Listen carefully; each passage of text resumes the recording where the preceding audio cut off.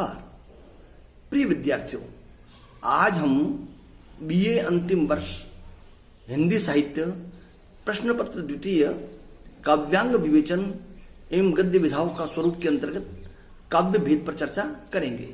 इससे पूर्व हम काव्य के लक्षण, काव्य के हेतु और काव्य के प्रयोजन पर विस्तृत चर्चा कर चुके हैं। काव्य के भेद दो प्रकार से किए गए हैं, स्वरूप के आधार पर, शैली के आधार पर। स्वरूप के आधार पर काव्य के दो भेद हैं, श्रव्य काव्य और दृश्य काव्य। श्रव्य काव्य जिस काव्य का रसास्वादन सुनकर या पढ़कर किया जा सकता है उसे श्रव्य काव्य कहते हैं। श्रव्य काव्य शब्दों द्वारा पाठकों और श्रोताओं के हृदय में रस का संचार करता है। श्रव्य काव्य में गद्य, पद्य और चंपू काव्य का समावेश किया जाता है। रामचरितमानस, कामायनी, साकेत आदि श्रव्य काव्य के उदाहरण हैं। दृश्य काव्य जिस काव्य की आनंदानुभूति अभिनय को देखकर एवं पात्रों के कथन को सुनकर होती है उसे दृश्य काव्य कहते हैं। दृश्य काव्य शब्दों के अतिरिक्त पात्रों की वेशभूषा, भाव भंगिमा, आकृति, क्रिया व अभिनय द्वारा दर्शकों के हृदय में रसोन्मेष करता है। दृश्य काव्य को रूपक भी कहते हैं क्योंकि उसका रसास्वादन नेत्रों से होता है, जैसे महाराणा प्रताप, स्कंदगुप्त, सत्य हरिश्चंद्र आदि। श्रव्य काव्य के दो भेद होते हैं, प्रबंध और मुक्तक। प्रबंध काव्य में कोई धारावाहिक कथा होती है, अर्थात किसी कथायुक्त श्रव्य को प्रबंध काव्य कहा जाता है। इसमें किसी घटना या क्रिया का वर्णन काव्यात्मक रूप में होता है।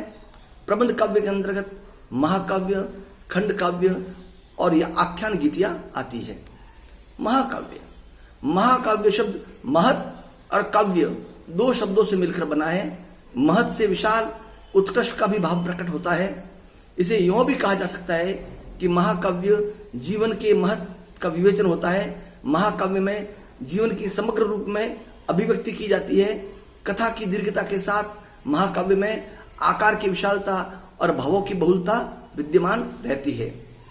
इसकी कथा इतिहास प्रसिद्ध होती है। इसका नायक उदात्त और महान चरित्र वाला होता है। इसमें वीर, श्रृंगार और शांत रस में से कोई एक रस प्रधान तथा शेष रस गौण होते हैं। यह सर्गबद्ध होता है। इसमें कम से कम 8 सर्ग होते हैं। महाकाव्य की कथा में धारावाहिकता तथा हृदय को भाव विभोर करने वाले मार्मिक प्रसंगों का समावेश भी होना चाहिए। महाकाव्य में छंद, अलंकारों का उल्लेखनीय समावेश होता है। आधुनिक युग में महाकाव्य के प्राचीन प्रतिमानों में परिवर्तन हुए हैं। इतिहास के स्थान पर मानव जीवन की कोई भी घटना तथा समस्या इसका विषय हो सकती है और महान पुरुष के स्थान पर समाज का कोई भी व्यक्ति इसका नायक हो सकता है, परंतु उस पात्र में लोक आदर्श की क्षमता का होना अनिवार्य है। हिंदी के कुछ प्रसिद्ध महाकाव्य है पद्मावत, रामचरितमानस, प्रिय प्रवास, कामायनी, उर्वशी आदि। खंड काव्य, खंड काव्य किसी एक विशेष घटना पर आधारित महाकाव्य की अपेक्षा छोटी रचना होती है, जिसमें किसी नायक के जीवन के किसी एक पक्ष अथवा रूप का संक्षिप्त चित्रण होता है।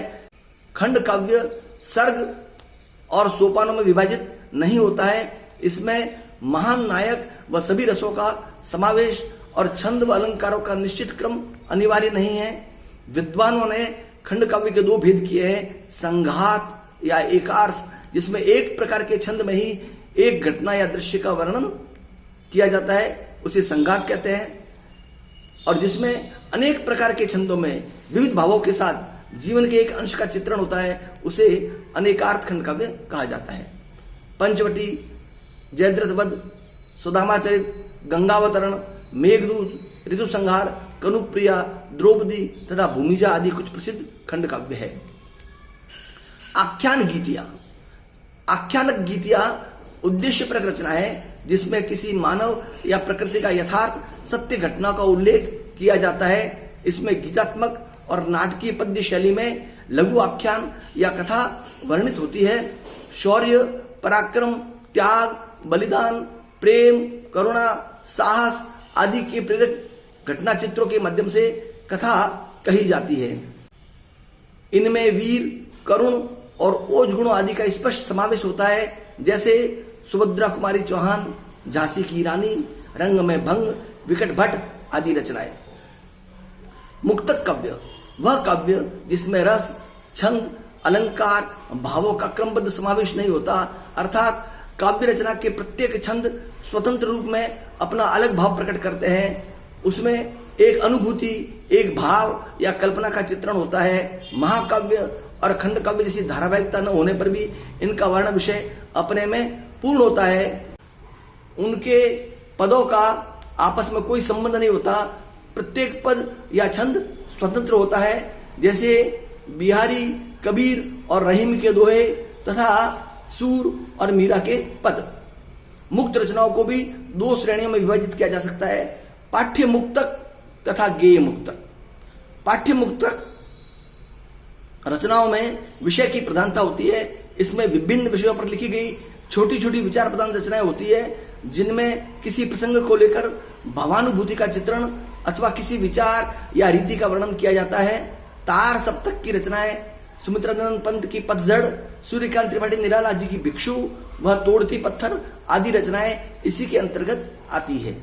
गेय मुक्तक, इसे प्रगीत काव्य भी कहते हैं। यह अंग्रेजी के लिरिक का समानार्थी है। इसमें भाव प्रवणता, आत्माभिव्यक्ति, सौंदर्यमय कल्पना, संक्षिप्तता, संगीतात्मकता की प्रधानता होती है। कबीर, तुलसी, रहीम की भक्ति एवं नीति के दोहे तथा बिहारी, मतीराम, देव आदि की रचनाएं इसी कोटि में आती है। रचना के आधार पर काव्य। रचना के आधार पर काव्य तीन प्रकार के होते हैं: पद्य काव्य, गद्य काव्य, चंपू काव्य। पद्य काव्य वह काव्य रचना है जिसमें छंद, रस, अलंकार के अलावा यति, गति, लय आदि का समावेश होता है और यहां से आनंद युक्त भाव उत्पन्न होते हैं, तो इसे पद्य काव्य कहा जाता है। पद्य काव्य दो प्रकार के होते हैं: प्रबंध काव्य, मुक्तक काव्य। प्रबंध काव्य के अंतर्गत महाकाव्य, खंड काव्य और आख्यान गीति आती है। मुक्तक काव्य के प्रकार होते हैं गीति काव्य, पाठ्य काव्य। गद्य काव्य वह काव्य रचना जिसको लय तुक के आधार पर गायन नहीं किया जा सकता है। यह काव्य रचना एक संपूर्ण भाव को प्रकट करने वाली होती है। वैसे गद्य काव्य साहित्य का ही परंपरागत रूप है, पर आज जिसे गद्य काव्य कहा जाता है वह पारिभाषिक एवं स्वरूप विधान की दृष्टियों में परंपरा से भिन्न अद्यतन गद्य का काव्यात्मक रूप है। डॉक्टर भगीरथ मिश्र के अनुसार किसी कथानक, चरित्र या विचार की कल्पना और अनुभूति के माध्यम से गद्य में सरल, रोचक और रमणीय अभिव्यक्ति गद्य काव्य है। वह छंद मुक्त, व्याकरण सम्मत, रमणीय वाक्य रचना होती है। इस दृष्टि से कथा, आख्यायिका, उपन्यास, निबंध, रेखाचित्र, संस्मरण आदि सभी गद्य काव्य कहे जा सकते हैं। परंतु आज जिसे गद्य काव्य कहा जाता है उसमें गीति काव्य के समान वैयक्तिकता से संयत एक ही भाव या एक ही तथ्यात्मकता का संयमन होता है। चंपू काव्य। चंपू काव्य गद्य एवं पद्य के मध्य की विधा है। इसमें गद्य के माध्यम से किसी भावपूर्ण विषय की काव्यात्मक अभिव्यक्ति होती है। इसमें एक ही अर्थ, एक ही केंद्रीय भाव का उल्लेख होता है। उदाहरण: साहित्य देवता माखनलाल चतुर्वेदी, विश्व धर्म श्री वियोगी हरि, साधना श्री राय कृष्णदास, प्रवाल श्री राय कृष्णदास, भग्नदूत, अज्ञेय। प्रिय विद्यार्थियों, इस प्रकार से हमने आज काव्य भेदों पर चर्चा की। इन काव्य भेदों पर आप गहन अध्ययन करें, समझने की कोशिश करें और अपनी जिज्ञासा शांत करने के लिए मुझसे चर्चा भी कर सकते हैं। नमस्कार, धन्यवाद।